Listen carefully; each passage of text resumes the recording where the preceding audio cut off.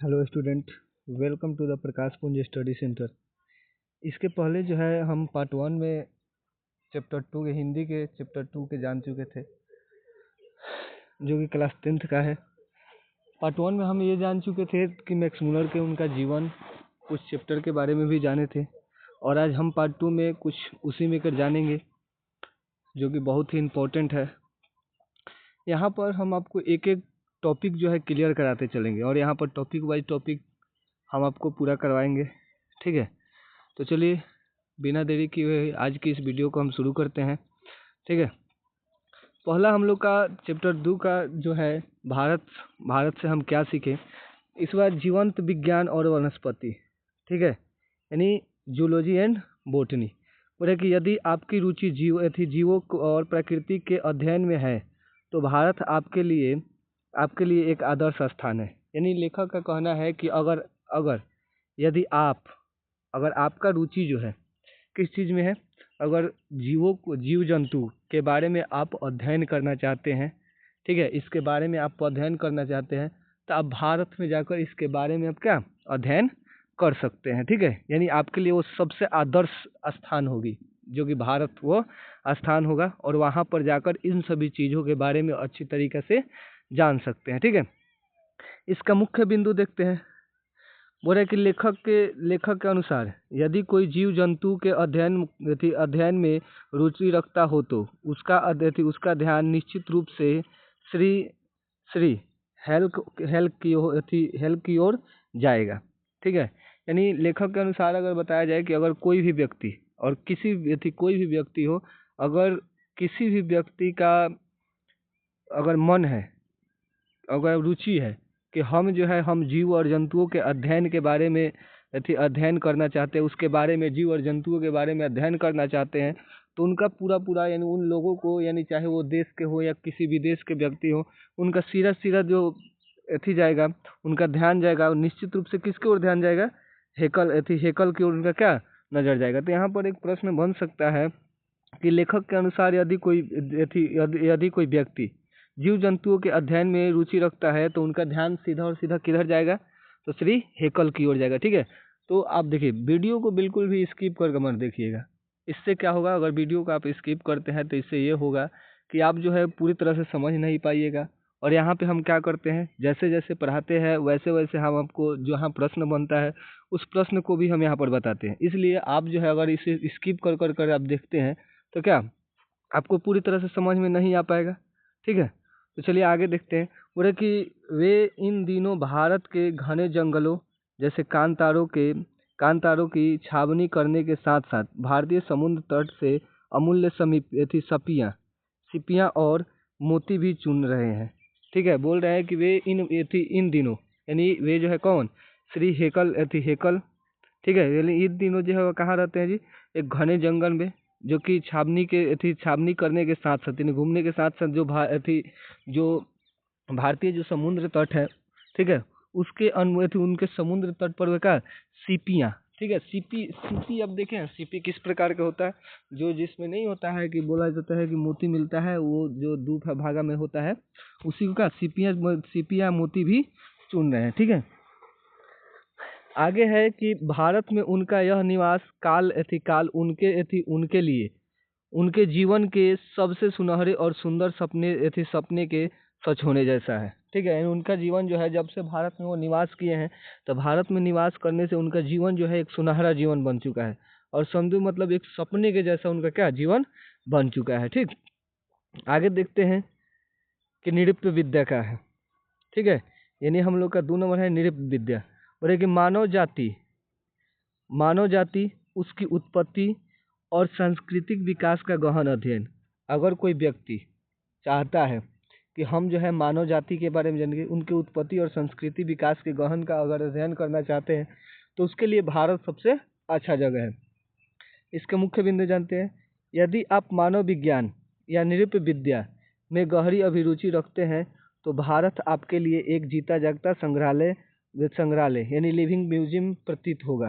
ठीक है, यानी आप जो है अगर किसी पुराने व्यक्तियों के बारे में, ठीक है, या फिर निर्वंश विद्या के बारे में, अगर इन सभी चीज़ के बारे में जानना चाहते हैं, तो भारत के जैसा कोई भी देश नहीं है जो कि आप जो है इसके जैसा कोई इसके जैसा अध्ययन कर सकते हैं। यानी वो जो है भारत जो है एक जीता जागता क्या है, एक प्रकार का संग्रहालय है। किसके लिए? मानव विज्ञान और निर्वंश के लिए। ठीक है,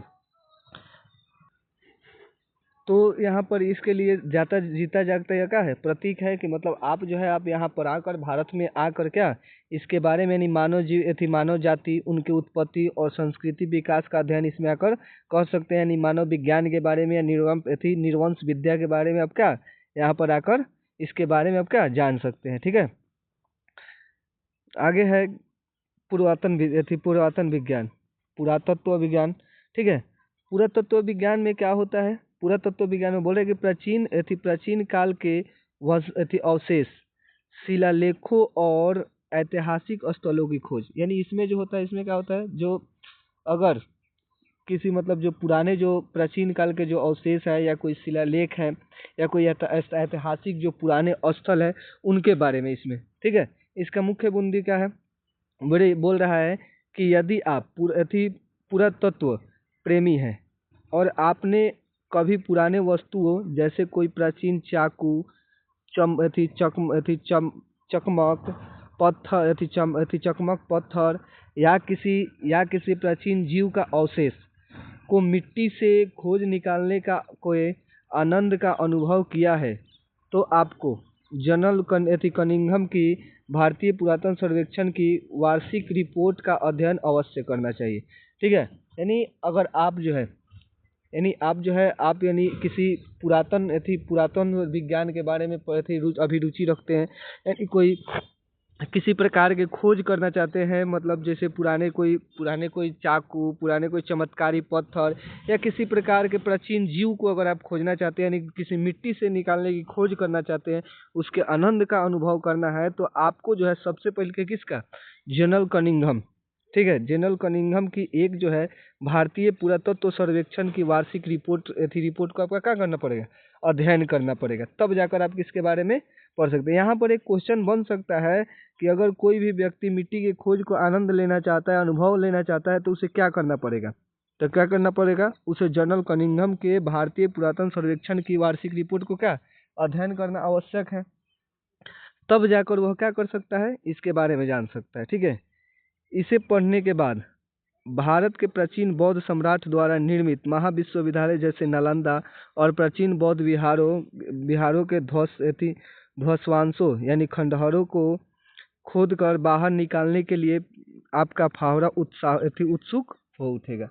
यानी आप जो है, यानी कहने का मतलब है कि अगर उसके चीज थी जो इनका जो किताब है, इनका जो रिपोर्ट है, अगर आप इनके रिपोर्ट को अगर पढ़ लेते हैं एक बार, तो आपका जो बोल रहा है कि अगर इसको पढ़ने के बाद जो है तो प्राचीन बौद्ध सम्राट निर्मित यानी एक विश्वविद्यालय है जो कि बिहार में हमारे बिहार में है, नालंदा विश्वविद्यालय।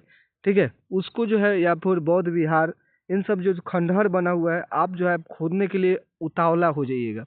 यानी आपका फावड़ा जो है उत्सुक हो जाएगा कि कब हम उसको खोदें और कब उसमें खोद कर उसमें से जो प्राचीन चीज़ें हैं उस प्राचीन चीज़ को हम निकालें। ठीक है, यहाँ तक समझ में आएगा तो आप जो है कमेंट में ज़रूर बताइएगा। इसके आगे देखते हैं हम लोग।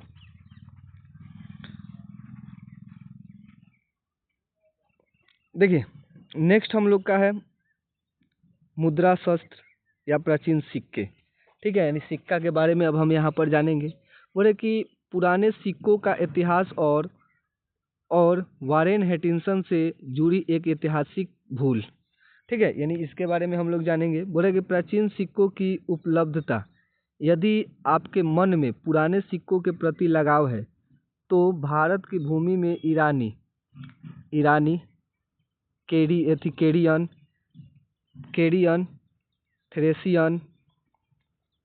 थ्रेसियन, पार्थियन, यूनानी, मैकेडोनियन, शको, रोमन और मुस्लिम शासकों के प्रचुर सिक्के ऐतिहासिक धरोहर के रूप में उपलब्ध मिलेंगे। यानी हमारे भारत में कोई भी ऐसा सिक्का नहीं है जो कि नहीं मिलेगा। यानी यहाँ पर जो है, यहाँ पर प्रत्येक प्रकार की यहाँ पर क्या शीशा आपको देखने को मिल सकते हैं। ठीक है, यानी कोई भी ऐसा यहाँ पर शीशा नहीं है जो कि आप क्या नहीं देख सकते हैं। ठीक है, यानी यहाँ पर कोई भी ऐसा सिक्का नहीं है जिसको आप क्या नहीं देख सकते। यानी प्रत्येक प्रकार के सिक्का यहाँ पर क्या उपलब्ध हमारे यानी हमारे भारत में क्या है उपलब्ध है। ठीक है, नेक्स्ट है इसमें हम लोग का कि ऐतिहासिक घटना वारेन हेस्टिंग्टन और सोने के सिक्के। ठीक है, इसके बारे में जानते हैं। बोले कि जब वारेन हेस्टिंग्टन भारत के गवर्नर जनरल थे तब उन्होंने बनारस के पास 172 दारसी नामक सोने के सिक्कों से भरा एक घड़ा मिला था। ठीक है, यानी बोल रहा है कि जब वारेन हेस्टिंग्टन जब भारत का गवर्नर था तब उन्हें का बनारस में उन बनारस के पास 172 दारसी नामक सोने के सिक्कों का सिक्कों से भरा एक घड़ा मिला था। यानी उस एक घड़ा मिला था जिसमें 172 क्या था, सोने के सिक्के थे। ठीक है, सिक्के थे वहाँ पे मतलब घड़ा से भरा है कि हेस्टिंग्टन ने इसे अपने मालिक ईस्ट इंडिया कंपनी के निदेशक मंडल की सेवा में एक उन्मूलन और दुर्लभ उपहार समझकर भेज दिया ताकि कंपनी की नज़र में उसकी प्रतिष्ठा बढ़े। देखिए बताइए आज उस समय के लोग कैसा थे। यानी कहने का मतलब है कि वो सिक्का जो उसे बनारस के पास में मिला था वो क्या किया, जो ईस्ट इंडिया कंपनी के जो मालिक था उसको पास भेज दिया। क्यों भेज दिया, ताकि जो है उसका जो उसके मालिक का जो नज़र है वो मतलब क्या उस पर मतलब कोई प्रतिष्ठा बना रहे, प्रतिष्ठा उसका बढ़ाने के लिए अपने उसका प्रतिष्ठा यानी अपने अंदर जो है अपने अंदर की प्रतिष्ठा उसके सामने बढ़ाने के लिए क्या उसको भेज दिया कि हमारा प्रतिष्ठा जो है उसके सामने क्या अच्छा खासा बना रहेगा। तो उसे जो है उसे 172 सिक्का जो है 172 सिक्का का उस मतलब जो वहाँ पर था उसको क्या किया गया, ईस्ट इंडिया कंपनी के जो मालिक था उसको भेज दिया गया। ठीक है, यानी उपहार के रूप में उसे भेज दिया। आगे बोल रहा है कि दुर्भाग्य अंत कंपनी के निर्देशक उन प्राचीन सिक्कों के ऐतिहासिक महत्व को नहीं समझ सके और उन्हें उन अनमोल स्वर्ण मुद्राओं को पिघला दिया। ठीक है, उसको क्या कर दिया जी, यानी जब उसको उसे उपहार के रूप में जब ले जाया गया तो उसे मतलब उसका कोई महत्व नहीं समझा गया कि मतलब इसका क्या महत्व है, और उसे क्या कर दिया गया, उस मुद्रा यानी जो सोने के जो सिक्का था उस सोने के सिक्का को क्या कर दिया गया, गला दिया गया।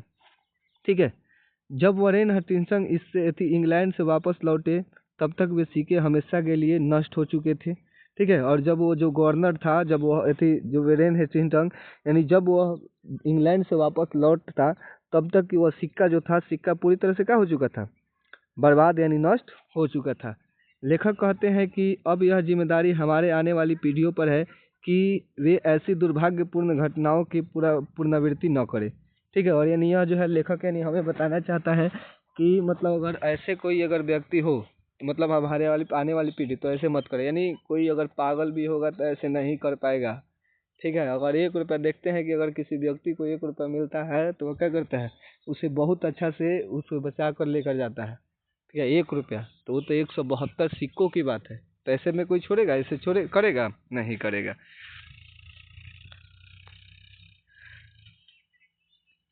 नेक्स्ट देख लेते हैं अगला हम लोग का तत्व विज्ञान क्या है। ठीक है, बोले कि ईश्वर देवताओं और धार्मिक मान्यताओं से संबंधित प्राचीन विज्ञान। मुख्य बिंदु बोले कि भारत के प्राचीन वैदिक देवताओं विज्ञान के कारण ही आज संसार के संपूर्ण देवत्व विज्ञान को नया प्रकाश और एक नया स्वरूप प्राप्त हुआ है। यानी जो भी हम लोग का आज विज्ञान मिला है, जो भी हम लोग का आज जो हम आगे पढ़े बढ़ रहे हैं, आज किसके कारण हम आगे पढ़े बढ़ रहे हैं, वो दैत्य विज्ञान के कारण ही हम लोग क्या कर रहे हैं, आगे पढ़े बढ़ रहे हैं।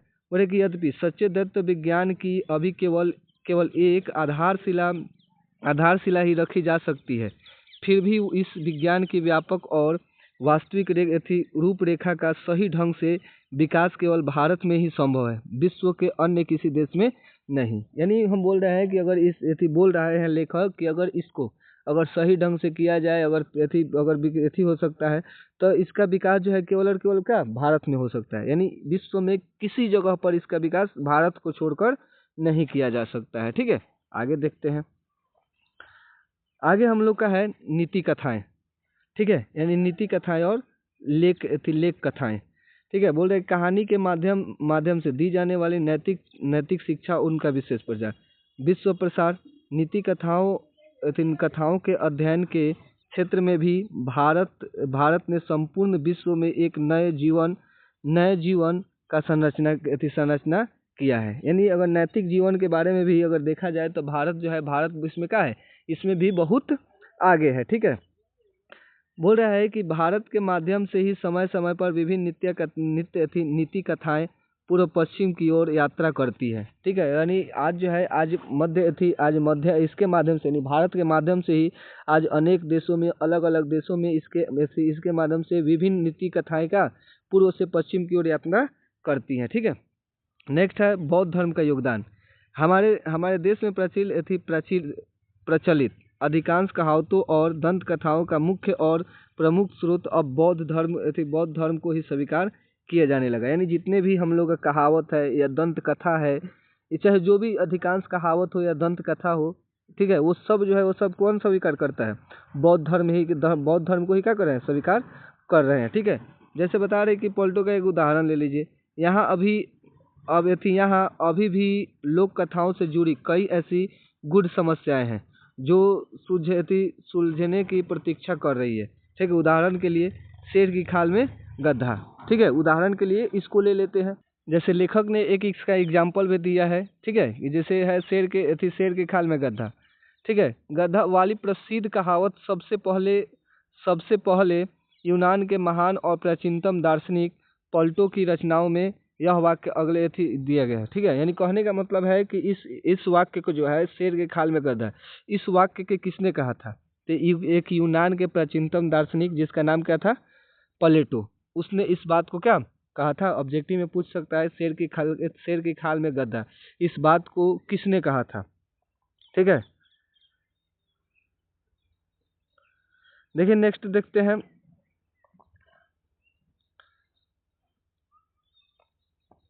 बोले कि दंत कथाओं का अंतर्राष्ट्रीय आदान प्रदान।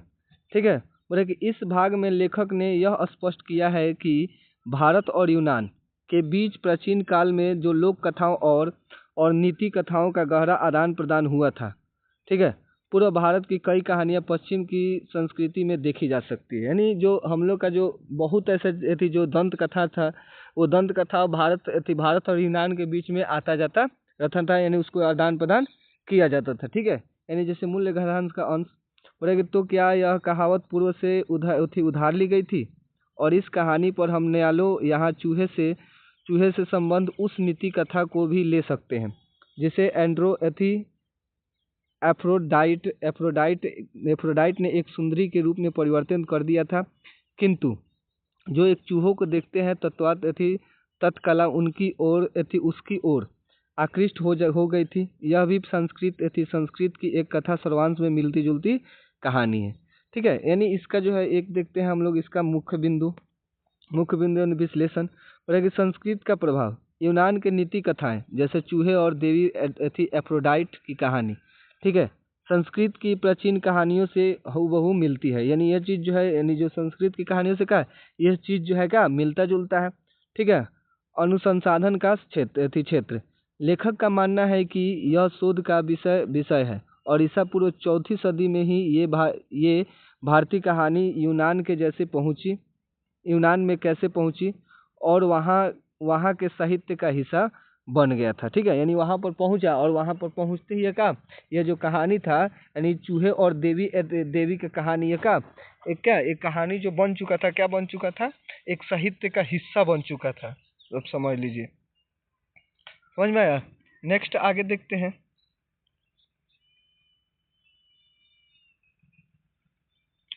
आगे हम लोग का है कि प्राचीन व्यापारी एवं सांस्कृतिक संबंधित, कि मतलब जो है हमारे भारत में प्राचीन व्यापारिक एवं सांस्कृतिक संबंध कैसा है।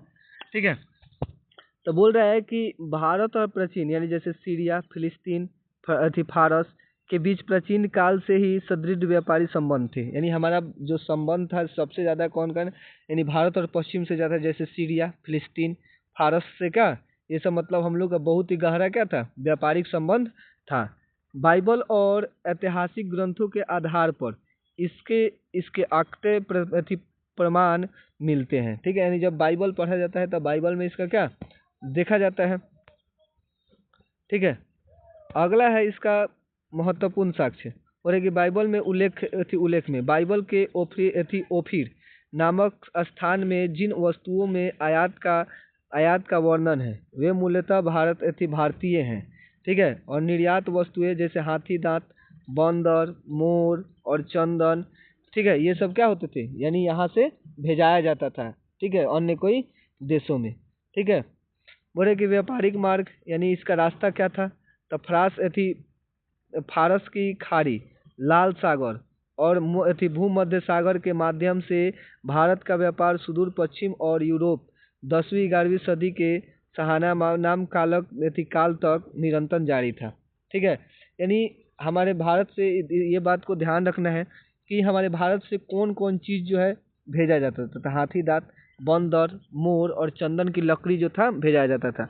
और मार्ग क्या था, तो फारस की खाड़ी, लाल सागर और भूमध्य सागर के माध्यम से क्या इन सभी चीज को व्यापार में लाया जाता था। ठीक है। नेक्स्ट आगे देखते हैं। देखिए बोल रहा है कि भाषा विज्ञान का महत्व और भारत की विविधता।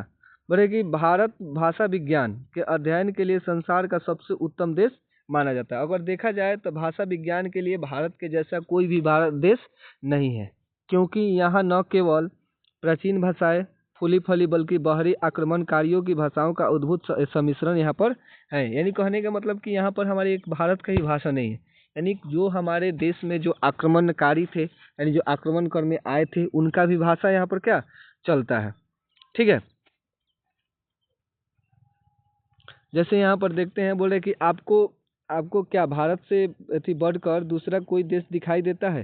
ठीक है। यानी मान लीजिए कि यहाँ पर हम अगर पूछें कि आपको जो है कोई भारत से बढ़कर कोई दूसरा देश दिखाई देता है, जहाँ केवल शब्दों का नहीं बल्कि व्याकरणात्मक तत्वों का विकास और क्षय और समृद्ध भाषाओं वैज्ञानिक समस्याओं के अध्ययन महत्वपूर्ण अवसर प्राप्त हो सके, यानी इसके अलावा कोई नहीं है। ठीक है। यहाँ पर देखते हैं भाषाओं का उद्भूत सम्मिश्रण। ठीक है। यानी कि कौन कौन भाषाओं का यहाँ पर मिश्रण है। ठीक है। मूल भारतीय भाषा परिवार, ठीक है, जैसे आर्य, द्रविड़ और मुंडा भाषाएं यहाँ पर है। जैसे विदेशी भाषाओं का प्रभाव, जैसे यूनानी, हून, अरबी, ईरानी, मुगल शासकों के आने से भारतीय भाषाओं का व्याकरण और शब्दों का एक अत्यंत समृद्ध सम्मिश्र तैयार हुआ। यानी उनके आने से, यानी ये सभी जब देश हमारे भारत में आए थे, तो उनके आने से जो था, उनके आने से क्या अनेक प्रकार के भाषा जो था, अनेक प्रकार की भाषा इनका मिलता जुलता हो गया था। ठीक है।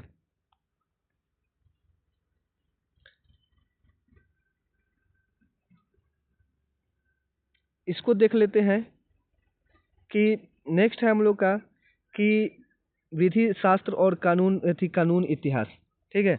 बोल रहे कि कानून या विधि शास्त्र के विद्यार्थियों के लिए भारत की प्राचीन कानूनी संहिता यूनान, रोम या जर्मनी के कानून के सर्वप्रथा भिन्न लेकिन तुलनात्मक अध्ययन के लिए उन्मूलन है। अगर कोई व्यक्ति या कोई भी विद्यार्थी अगर चाहता है कि कानून या विधि शास्त्र के बारे में हम जाने, तो उसके लिए यूनान, रोम या जर्मनी में जाने की आवश्यकता नहीं है। यानी भारत में रहकर भी का इन सभी चीज़ों को आप सही तरीक़ा से जान सकते हैं। ठीक है।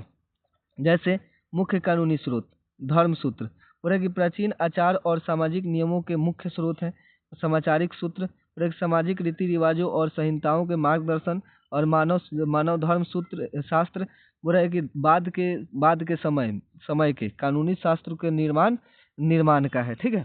यहाँ तक हम अपने वीडियो को समाप्त करते हैं। अगर ये वीडियो अगर आपको अच्छा लगे तो चैनल को सब्सक्राइब कीजिएगा और बेल आइकन को दबाना बिल्कुल ना भूलिएगा। और हाँ, एक और बात ध्यान रखिएगा कि एक दूसरे के पास शेयर भी कीजिएगा। ठीक है, ताकि जो है उसको भी इसका फ़ायदा पहुँचे। ठीक है। और प्लीज़ यार, आप लोग जितना सपोर्ट कीजिएगा ना, उतना हम ज़्यादा से ज़्यादा मेहनत करके आपको जो है इससे अच्छा कंटेंट हम आपको देंगे। ठीक है। तब तक के लिए धन्यवाद।